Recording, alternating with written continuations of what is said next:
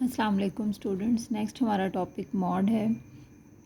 Mod data में आने वाली मोस्ट फ्रीक्वेंट वैल्यू है, जो सबसे ज़्यादा वैल्यू ओकर होती है वो मॉड होता है।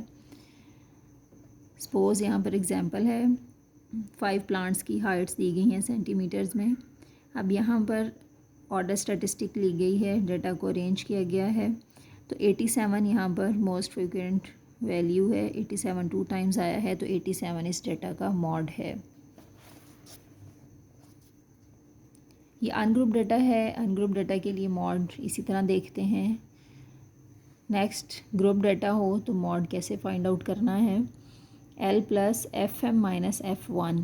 एफ एम मैक्सिमम फ्रीक्वेंसी है, जो आपको फ्रीक्वेंसी दी जाती है फ्रीक्वेंसी का कॉलम, उसमें जो सबसे ज़्यादा फ्रीक्वेंसी जिस अकर हो रही होगी जो नंबर, वो FM है।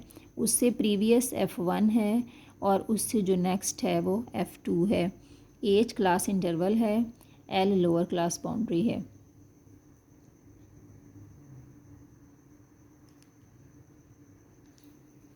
Next example 3.21।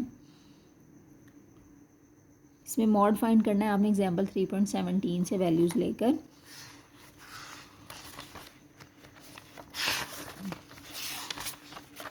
ये एग्जाम्पल 3.17 है। अब इसमें देखें, आपको CF की यहाँ पर ज़रूरत नहीं है, आपको क्लास बाउंड्रीज़ और F की ज़रूरत है। ये आपको दिए जाएंगे। क्लास बाउंड्रीज़ नहीं होंगी, क्लासेस होंगी, तो सबसे पहले आप उसकी क्लास बाउंड्रीज़ बनाएंगे। अब यहाँ पर मैक्सिमम फ्रीक्वेंसी 10 है, तो ये FM है। आपने इसको हाईलाइट कर लेना है, ठीक है। तो ये L है 95.5, F1 4 है, F2 6 है। तो वैल्यूज़ आपने फार्मूले में लगानी है। उसके बाद आपने देख लेना है कि इंटरवल कितना है यहाँ पर, ठीक है। क्लास बाउंड्रीज़ हैं तो आप इस साइड से भी ले सकते हैं, इस डायरेक्शन से भी ले सकते हैं, सेम आएगा। 5 यहाँ पर क्लास इंटरवल है, वैल्यूज़ आपने पुट कर दी हैं, तो मॉड आ गया 98.5। नेक्स्ट एग्जांपल 3.22 है। इसमें भी मॉड फाइंड करना है। तो ये F दिया गया है, number of cables, maximum loads. अब ये क्लासेस हैं, हमें सबसे पहले क्लास बाउंड्रीज बनानी है। क्लास बाउंड्रीज हैं यहाँ पर, ठीक है। अब क्या करना है कि सबसे पहले यहाँ पर देखना है, F में देखना है अपने मैक्सिमम फ्रीक्वेंसी कहाँ पर आ रही है। तो ये 17 इसमें मैक्सिमम फ्रीक्वेंसी है, आपने ये वाली क्लास हाईलाइट करनी है, ठीक है। 12 F1 है, 14 F2 है और लोअर क्लास बाउंड्री जो है वो 10.75 है। क्लास इंटरवल इसमें 5 है, ठीक है। तो वैल्यूज़ पुट करके फार्मूला में मॉड आ जाएगा। नेक्स्ट एग्जांपल है, अब देखें ये आपको यहाँ पर Y दिया गया है, क्लासेस नहीं दी गई या क्लास बाउंड्रीज नहीं दी गई, और F दे दिया गया। ये बताया जा रहा है, इस F का मतलब ये है कि 87 2 टाइम्स आया है, 88 1 टाइम्स, 89 2 टाइम्स। अब देखें मॉड आपने फाइंड करना है, तो उसमें सबसे ज़्यादा टाइम जो अकर होने वाली वैल्यू है वो कौन सी है, वो 98 है। 98 3 टाइम्स आया है, तो इस डाटा का मॉड क्या है 98। नेक्स्ट मॉड की प्रॉपर्टीज़ हैं।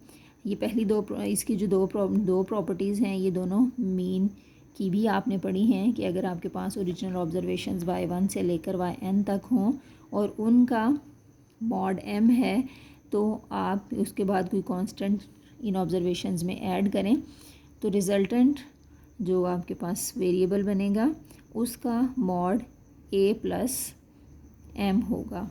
इसी तरह सेकंड है कि अगर आप कोई कांस्टेंट मल्टीप्लाई करते हैं ऑब्जर्वेशंस के साथ, तो ओरिजिनल ऑब्जर्वेशन का जो मॉड होगा, रिजल्टेंट जो मॉड आएगा वो that constant multiply original data का मॉड, उसका रिज़ल्ट होगा मॉड का। नेक्स्ट है मॉड के मेथड्स हैं, ये आप पढ़ लीजिएगा, ये इसमें कोई मुश्किल नहीं है। नेक्स्ट डीमेरिट्स में ये रिजिडली डिफाइंड नहीं है। इसका मतलब ये है कि मॉड फाइंड करने के जो मेथड्स हैं उसमें मॉड की वैल्यू चेंज भी हो सकती है और मॉड बहुत सारे डाटा का एग्जिस्ट भी नहीं करता, तो इसलिए इसको कहा जाता है कि ये रिजिडली डिफाइंड नहीं है। इसी तरह ये कैपेबल नहीं है फर्दर मैथमेटिकल डेवलपमेंट में। इसमें पहले जो है वो ऑर्डर स्टैटिस्टिक ली जाती है और मज़ीद जो है वो इसमें डेवलपमेंट नहीं हो सकती, क्योंकि इसकी भी यही रीज़न है कि ये भी जो है वो बहुत सारे जो कुछ डाटाज़ हैं कुछ केसेस में ये एग्जिस्ट नहीं करता। It uses only few members of the population so can be misleading in small data sets. कि जब आप मॉड फाइंड कर रहे होते हैं तो बहुत कम वैल्यूज़ इसमें यूज़ हो रही होती हैं, पूरे तमाम वैल्यूज़ पे ये डिपेंड नहीं करता। इसलिए जब स्मॉल सेट ऑफ डाटा होता है तो उसमें इसका रिज़ल्ट मिसलीडिंग हो सकता है। अनस्टेबल मेजर है मीडियन की तरह, ये मैंने आपको बताया था कि अनस्टेबिलिटी किसको कहते हैं। उसके बाद एक डाटा सेट में एक से ज़्यादा मॉड हो सकते हैं अगर वैल्यूज़ जो हैं वो सेम नंबर ऑफ़ टाइम पे एक से ज़्यादा अकर हो रही हों, तो फिर उस डाटा के जितनी values same number of time पे अकर हो रही होंगी तो वो फिर वो मॉड होंगे, और कुछ केसेस में एग्जिस्ट नहीं करता। नेक्स्ट है मीन, मीडियन और मॉड के दरमियान रिलेशनशिप। ये रिलेशनशिप जो है वो डाटा की डिस्ट्रीब्यूशन की शेप पर डिपेंड करता है। डाटा किस तरह से डिस्ट्रीब्यूट हो रहा है उसके लिए आपने पढ़ा है कि ग्राफ बनाए जाते हैं। तो ग्राफ जब आप बनाते हैं तो उसमें डाटा की एक शेप बनती है। तो अगर शेप इस तरह की बने कि डिस्ट्रीब्यूशन की जो लेफ़्ट साइड है वो राइट साइड का मिरर इमेज हो, तो ऐसी शेप को सिमेट्रिकल डिस्ट्रीब्यूशन कहते हैं। सिमेट्रिकल डिस्ट्रीब्यूशन में जो रिलेशनशिप होता है वो ये है कि मीन, मीडियन और मॉड सेम होते हैं, ठीक है, इनकी वैल्यू सेम होती है। सेकंड है कि अगर ये जो डाटा की डिस्ट्रीब्यूशन है ये पॉजिटिवली सिक्यूर्ड हो तो फिर मीन ग्रेटर होगा मीडियन से और मीडियन ग्रेटर होगा मॉड से।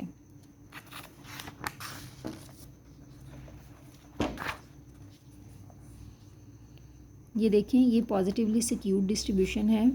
इसमें ये होगा कि राइट साइड पर टेल जो है वो ज़्यादा होगी डिस्ट्रीब्यूशन की, और लेफ़्ट साइड पर यहाँ पर ज़्यादा वैल्यूज़ जो हैं वो इसकी लाई कर रही होंगी, ठीक है। ज़्यादा वैल्यूज़ यहाँ पर लाई करेंगी और बहुत कम वैल्यूज़ जो हैं वो लार्जर होंगी। पॉजिटिवली सिक्यूर्ड जो डाटा होता है, पॉजिटिव सिक्यूर्ड डाटा में लार्जर वैल्यूज़ बहुत कम होती हैं, जिसकी वजह से मीन जो है वो बड़ा आता है। मीन बड़ा होगा मीडियन से और मीडियन बड़ा होगा मॉड से। मॉड वहाँ पर होता है जहाँ पर ज़्यादा वैल्यूज़ आ रही होती हैं, जहाँ पर डाटा की हाइट होती है, तो हाइट जो है वो मॉड कहलाता है। तो मॉड जो है वो डाटा की डेंसिटी है, उसकी हाइट है। तो यहाँ पर मॉड होगा, मीडियन मिडल वैल्यू है और मीन बड़ा होगा, ठीक है। तो क्योंकि पॉजिटिवली सिक्योर्ड डाटा में लार्जर वैल्यूज़, कुछ लार्जर वैल्यूज़ होती हैं, जिस वजह से लार्जर वैल्यूज़ कम होती हैं, जिस वजह से मीन जो है वो उसका आंसर बड़ा आ जाता है। तो मीन बड़ा होता है मीडियन से और मीडियन मॉड से। ये रिलेशनशिप होल्ड करेगा अगर इस टाइप की शेप बने। नेक्स्ट नेगेटिवली सिक्योर्ड डिस्ट्रीब्यूशन है। इस डिस्ट्रीब्यूशन की जो टेल है वो नेगेटिव साइड पर ज़्यादा होगी। यहाँ पर जो स्मॉल वैल्यूज़ हैं वो कम आएंगी। स्मॉल वैल्यूज़ के कम आने की वजह से मीन जो है वो स्मॉल हो जाएगा, डाउनवर्ड हो जाएगा। मीन फिर मीडियन से लेस होगा, मीडियन दरमियान में ही रहेगा, मीन मीडियन से लेस होगा और मीडियन मॉड से लेस होगा। तो नेक्स्ट ये है कि अगर मॉडरेटली सिक्योर्ड डिस्ट्रीब्यूशन हो, यानी बहुत ज़्यादा सिक्योर्ड ना हो, मॉडरेटली, ये सब मॉडरेटली सिक्योर्ड डिस्ट्रीब्यूशंस हैं, तो इनके दरमियान जो रिलेशनशिप होल्ड करता है वो 1:2 का है, ठीक है। Mean minus median over median minus mode is equal to 1/2, जो कि इसके इक्वल बनता है। ये फार्मूला आपने याद करना है कि अगर आपको दो वैल्यूज़ दी जाएं, मीडियन और मीन दिया जाए तो आप मॉड फाइंड कर सकते हैं, और मॉड और मीडियन दिया जाए तो आप मीन फाइंड कर सकते हैं, एंड सो ऑन, ठीक है। Mode is equal to 3 median minus 2 mean. ये सिक्योर डिस्ट्रीब्यूशन में इनके दरमियान रिलेशनशिप होल्ड करता है। अब नेक्स्ट एग्जांपल देखें। 3.24 मॉड 15 है, मीडियन 12 है, मीन फाइंड करना है। तो आप यहीं से मीन फाइंड कर लेंगे, ठीक है। यहाँ पे वैल्यू 15 रखें। नेक्स्ट, इसको चेंज करने की ज़रूरत नहीं है, इसी तरह इसको सॉल्व कर लें। 3 इंटू मीडियन 12 रखें, -2 मीन को इसी तरह, और मीन का यहाँ से फिर आप सिंप्लीफाई करके आंसर निकाल लेंगे।